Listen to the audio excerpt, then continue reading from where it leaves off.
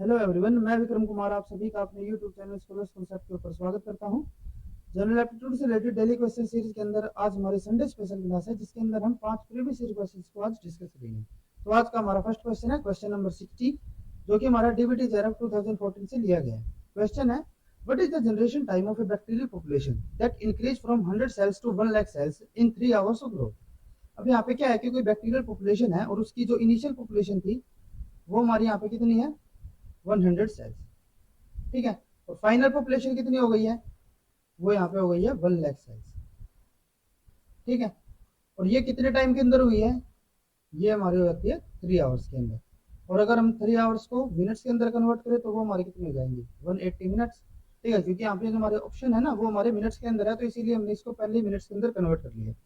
तो अगर हमारा कोई इस टाइप का क्वेश्चन आता है तो उसके अंदर हमें सबसे पहले नंबर ऑफ जनरेशन काउंट करने पड़ेंगे कि हमारे जो फिक्स टाइम यहाँ पे 3 आवर्स दिया हुआ है उसके अंदर जो हमारी बैक्टीरियल पॉपुलेशन है उसके अंदर कितने नंबर ऑफ जनरेशन हुई है। ठीक है, तो अगर हम यहाँ पे नंबर ऑफ जनरेशन काउंट करें तो उसका हमारा फॉर्मूला होता है, यहाँ पे पहले हमारा इनिशियल पॉपुलेशन इनटू 2 की पावर n। ठीक है, जो ये हमारा n है ना, ये हमारे नंबर ऑफ जनरेशन को रिप्रेजेंट कर रहा है, नंबर ऑफ जनरेशन। ठीक है, और ये हमारा किसके इक्वल होगा, फाइनल पॉपुलेशन के इक्वल।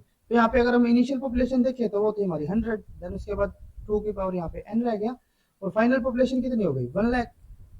ठीक है, तो यहाँ पे हमारा 2 की पावर n ये हमारा किसके इक्वल हो जाएगा, 1 लाख डिवाइडेड बाई 100। ये हमारे यहाँ पे इससे कैंसिल हो गई, ये हमारा हो जाता है 1000 के इक्वल। और अगर हम यहाँ पे यूं देखें कि हमारी 2 की पावर कितनी हम करें कि हमारा 1000 के अराउंड आए, तो वो हम यहाँ पे जैसे कि 2 की पावर 1 देखिए हमारे, तो वो हमारा कितने के इक्वल होगा, 2 के इक्वल। देन उसके बाद अगर हम इसकी पावर 2 कर देते हैं तो वो हमारा 4, देन उसके बाद 3 में 8, देन 16, देन 32, देन 64, देन उसके बाद 128, 256, 512, देन उसके बाद 1024। तो अगर हम यहाँ पे 10th जनरेशन में देखें, यानी कि जब हमारे 2 की पावर हम 10 कर देते हैं तो वो अराउंड हमारा 1000 के अराउंड आ रहा है। तो इसीलिए हमारी यहाँ पे n की वैल्यू जो होगी वो हमारी कितनी हो जाएगी, 10। ठीक है, तो अगर हम यहाँ पे यूं देखें कि हमारे टोटल 3 आवर्स के अंदर कितनी जनरेशन हुई है, 10 जनरेशन, यानी कि 180 मिनट्स के अंदर हमारी कितनी जनरेशन होगी, 10। तो अगर हम यहाँ पे जनरेशन टाइम देखें कि हमारा कितना जनरेशन टाइम लग रहा है, तो वो हमारा कितना हो जाएगा, 180 डिवाइडेड बाई 10, तो वो हमारा हो जाएगा 18 मिनट्स। यानी कि 18 मिनट्स के अंदर जो हमारी बैक्टीरियल पॉपुलेशन दी हुई है वो हमारी डुप्लीकेट हो जाएगी, यानी कि वो क्या हो जाएगी, नंबर में डबल हो जाएगी। ठीक है, तो यानी कि हमारा यहाँ पे जो आंसर आएगा वो कौन सा आ जाएगा, हमारा सेकंड ऑप्शन यहाँ पे करेक्ट हो जाएगा। नेक्स्ट उसके बाद क्वेश्चन नंबर 61, क्वेश्चन को देखते हैं। 6 persons A B C D E F are standing in a circle facing the center of the circle। अब यहाँ पे क्या है कि हमारा कोई सर्कल है और उसके अंदर हमारे 6 पर्सन्स है, कौन कौन से, A B C D E F, और ये किस तरफ खड़े हैं, जो हमारा सेंटर है ना ये सर्कल का, इसकी तरफ मुंह करके। ठीक है, अब इसके लिए हमें कंडीशन दी हुई है। पहली कंडीशन क्या है, B is between F and C। अब यहाँ पे जो हमारा B है ना वो हमारा किन के बीच में है, F और C के बीच में। ठीक है, देन उसके बाद सेकंड उन्होंने क्या बोला है कि जो हमारा A है वो किन के बीच में है, E और D के बीच में। अब अगर हम इन तीनों को देखें A E D, तो इनसे हमारा कोई भी मैच नहीं कर रहा, तो यानी कि ये हमारे यहाँ पे सेपरेट हम बना सकते हैं। इसमें हमारा क्या होगा, A हमारा हो जाएगा E और D के बीच में, दोनों के बीच में हो गया। लेकिन अभी हमें ये नहीं पता कि हमारा जो D है वो हमारा इस तरफ प्रेजेंट है या फिर हमारा ये इस तरफ प्रेजेंट है। तो यानी कि हमारे यहाँ पे दो पॉसिबिलिटी हो सकती है। जैसे कि हम यहाँ पे एक और सर्कल बना के चलते हैं। ठीक है, तो यहाँ पे हमारा क्या था, पहले B F और C के बीच में था, और A हमारा वो E और D के बीच में है। तो हमारी या तो ये अरेंजमेंट हो सकती है जिसमें हमारा E और F दोनों एक दूसरे के साथ है, या फिर दूसरा ये भी हो सकता है ना कि यहाँ पे हमारा D हो और इस तरफ हमारा E हो, दोनों ही पॉसिबल है। ठीक है, तो यहाँ पे हम दोनों फिगर्स को लेके चलते हैं एक बार। देन उसके बाद इन्होंने थर्ड कंडीशन क्या दी हुई है कि F is left to the D, कि जो हमारा F है ना वो हमारा D के लेफ्ट में है। ठीक है, तो यानी कि ये वाली जो हमारी अरेंजमेंट होगी वो करेक्ट होगी, क्योंकि अगर हम यहाँ पे देखें तो जो हमारा F है वो किसके लेफ्ट में है, E के लेफ्ट में है, तो ये हमारा यहाँ से एलिमिनेट हो जाता है। तो हमारी अरेंजमेंट कुछ इस टाइप की होगी। ठीक है, तो यहाँ पे इन्होंने क्या पूछा है, who is between A and F। तो हमें यहाँ पे बताना है कि A हमारा ये हो गया, ठीक है, और F इन दोनों के बीच में कौन बैठा हुआ है। तो यहाँ पे कौन है, डी है। तो यहाँ पे हमारा जो थर्ड ऑप्शन होगा वो हमारा करेक्ट हो जाएगा। नेक्स्ट उसके बाद क्वेश्चन नंबर 62, इसमें क्या है, calculate the concentration of NaDH solution whose absorbance at 340 nanometer is 0.8 ठीक है। Optical path length is 10 micrometer, NaDH molar extinction coefficient is epsilon 340 के कितना है हमारा 6220 ठीक है। तो यहाँ पे हमें तीन चीजें दी हुई है और उसमें से हमें क्या कैलकुलेट करना है, कंसंट्रेशन यहाँ पे बतानी है NaDH सॉल्यूशन की। तो अगर हम यहाँ पे पहले देखें कि एब्जॉर्बेंस यहाँ पे कितनी दी हुई है 340 नैनोमीटर के ऊपर, वो है हमारी 0.8 ठीक है। देन उसके बाद यहाँ पे ऑप्टिकल पाथ जो था हमारा उसकी लेंथ कितनी दी हुई है,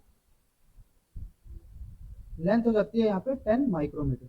और अगर हम यहाँ पे इस टाइप का कोई क्वेश्चन है ना जिसके अंदर हमें कंसंट्रेशन और ये हमारी जो एक्सटिंक्शन कोफिशिएंट ये वगैरह दे रखी हो, तो उसके अंदर हमारी जो लेंथ होती है ना वो हमें सेंटीमीटर के अंदर कन्वर्ट करनी रहती है।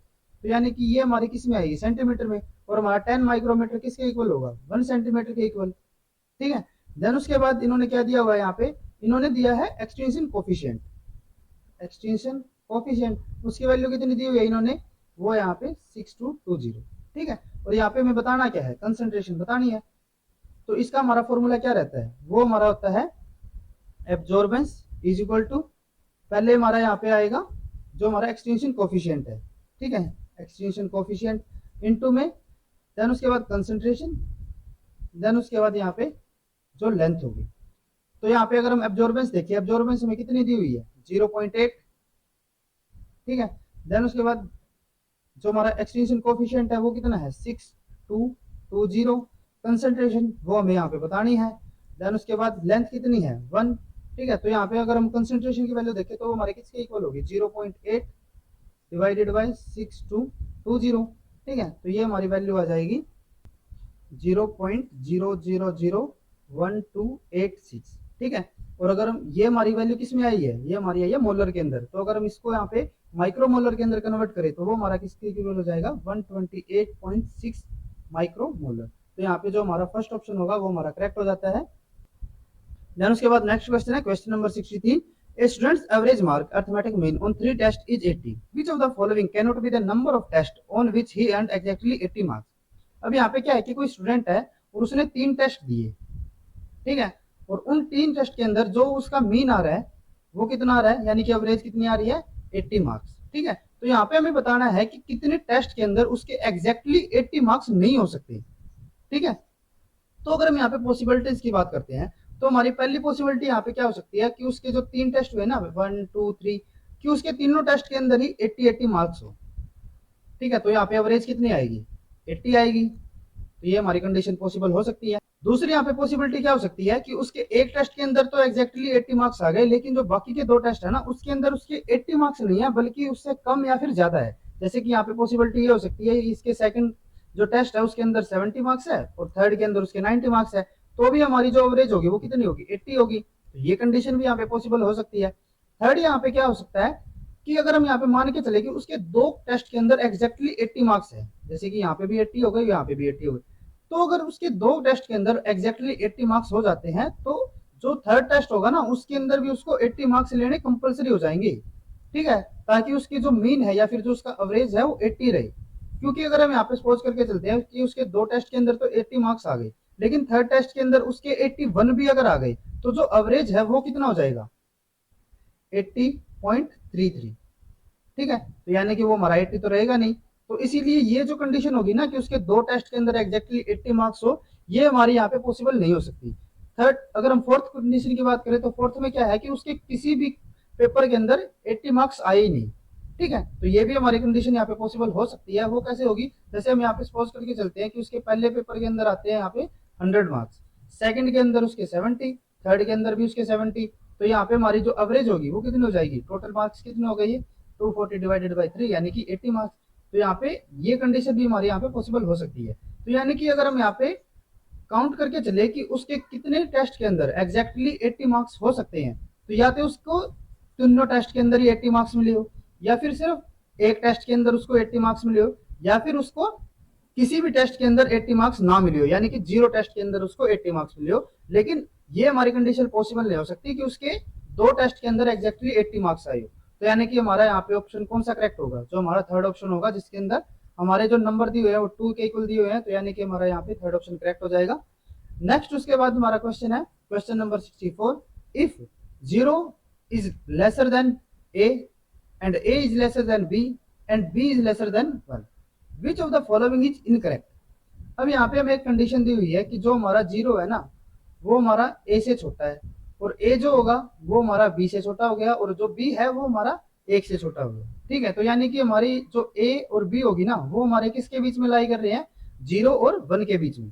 ठीक है, तो यानी कि ये हमारा क्या हो सकता है, 0.4 हो सकता है, और जो हमारा b है यानी कि वो हमारा इससे तो बड़ा होगा लेकिन 1 से छोटा रहेगा, यानी कि कितना हो जाएगा, सपोज करके चल सकते हैं हम यहाँ पे ये हमारा 0.6 के इक्वल है। ठीक है, तभी हमारी ये कंडीशन क्लियर हो रही है ना यहाँ पे। ठीक है, तो हम यहाँ पे सपोज करके चलते हैं कि जो हमारी a की वैल्यू है वो हो गई हमारी 0.4 और b की वैल्यू यहाँ पे हो जाती है 0.6, ताकि हम इन कंडीशंस के ऊपर हमारी वैल्यू को यहाँ पे पुट कर सके। ठीक है, तो अगर हम यहाँ पे फर्स्ट ऑप्शन को देखते हैं, फर्स्ट ऑप्शन में इन्होंने क्या दिया हुआ है, a minus b is lesser than 0। तो अगर हम यहाँ पे देखें हमारी a की वैल्यू हमने यहाँ पे कितनी बताई है अभी, 0.4 माइनस b यहाँ पे कितना है 0.6, वो हमारा किससे छोटा है, 0 से। ठीक है, तो यहाँ पे अगर हम देखें इसको तो ये हमारी कितनी आ जाएगी 0.2 हो गया, और ये हमारा किससे लेसर दिया हुआ है, 0 से, तो ये हमारी कंडीशन ठीक है, क्योंकि यहाँ पे हमारा जो माइनस की वैल्यू होगी वो तो हमारी 0 से छोटी होगी ना, तो इसीलिए ये कंडीशन तो हमारी यहाँ पे हो सकती है। ठीक है, देन उसके बाद नेक्स्ट इन्होंने कंडीशन क्या दी हुई है, नेक्स्ट इन्होंने बोला है 1 divided by a b is greater than 1। ठीक है, तो अगर हम यहाँ पे देखें तो जो हमारा 1 ए यहाँ पे कितना है 0.4 इंटू 0.6 इज ग्रेटर देन 1। ठीक है, तो अगर हम यहाँ पे इसको सोल्व करें तो ये हमारा कितना हो जाएगा 0.24 is equal sorry greater than 1। ठीक है, और अगर हम इसको यहाँ पे सोल्व करें तो ये हमारा अराउंड 4 आ रहा है। ठीक है, जो कि हमारे 1 से ज्यादा रहेगा, तो इसीलिए ये कंडीशन भी हमारी करेक्ट रहेगी। नेक्स्ट उसके बाद थर्ड ऑप्शन को अगर हम देखें तो थर्ड ऑप्शन में इन्होंने दिया हुआ है 1 divided by b minus 1 by a is greater than 0। तो अगर हम यहाँ पे पहले 1 डिवाइडेड बाई 0.6 हो गया, देन उसके बाद माइनस ए की वैल्यू अगर यहाँ पे पुट करते हैं तो 0.4 हो गया। ठीक है, ये हमारा किससे ग्रेटर दिया हुआ है, 0 से, तो अगर हम यहाँ पे इसको सोल्व करें तो ये हमारा कितना आएगा अराउंड 1.6। ठीक है, और ये हमारी वैल्यू कितनी आएगी 2.5। इन्होंने ये क्या दिया हुआ है 0 से ग्रेटर, तो अगर हम यहाँ पे इसको सोल्व करें तो ये हमारा कितना आएगा माइनस 0.9, जो कि हमारा 0 से ग्रेटर नहीं है बल्कि लेसर है, तो ये हमारी यहाँ पे कंडीशन क्या होगी, इनकरेक्ट होगी। तो ये हमारा यहाँ पे इनकरेक्ट हो गया, और यही हमें यहाँ पे बताना है, तो हमारा जो थर्ड ऑप्शन होगा वो हमारा करेक्ट हो जाता है। देन उसके बाद अगर हम यहाँ पे फोर्थ ऑप्शन को भी देखें, फोर्थ ऑप्शन में इन्होंने क्या दिया हुआ है, a b is lesser than a square plus b square divided by 2। ठीक है, तो यहाँ पे अगर हम ए और बी को देखें तो ए और बी की वैल्यू यहाँ पे क्या है 0.4 इंटू 0.6 हो गया ये। ठीक है, ये हमारा किससे ग्रेटर दिया हुआ है, लेसर दिया हुआ है ए स्क्वायर यानी कि हमारा 0.4 का स्क्वायर, ठीक है, प्लस 0.6 का स्क्वायर डिवाइडेड बाई 2। तो ये हमारा, तो इसको अगर हम यहाँ पे सोल्व करते हैं तो ये हमारा किसके इक्वल होगा 0.24 इज लेसर देन, और इसका हमारा स्क्वायर कितना होगा 0.16 प्लस 0. ये हमारा स्क्वायर हो जाएगा 0.36 के इक्वल डिवाइडेड बाई 2, 0.24 हो गया ये हमारा। ठीक है, और अगर हम इसको यहाँ पे सोल्व करते हैं तो ये हमारा हो जाएगा 0.52 डिवाइडेड बाई 2, और इसको अगर यहाँ पे सोल्व करेंगे तो ये हमारा हो जाएगा 0.24 इज लेसर देन 0.26। ठीक है, जो कि हमारी कंडीशन करेक्ट रहेगी, तो यहाँ पे हमारा ये भी पॉसिबल हो सकता है, लेकिन जो हमारा यहाँ पे थर्ड ऑप्शन होगा वो हमारा इनकरेक्ट रहेगा, ये हमारा यहाँ पे पॉसिबल नहीं हो सकता, तो इसीलिए यहाँ पे हमारा जो थर्ड ऑप्शन होगा वो हमारा करेक्ट हो जाएगा। अगर आपको ये वीडियो यूजफुल लगी हो तो please like and share this video, और जनरल एप्टीट्यूड से रिलेटेड इसी तरीके के क्वेश्चंस करने के लिए please subscribe to our YouTube channel scholars concepts. Thank you.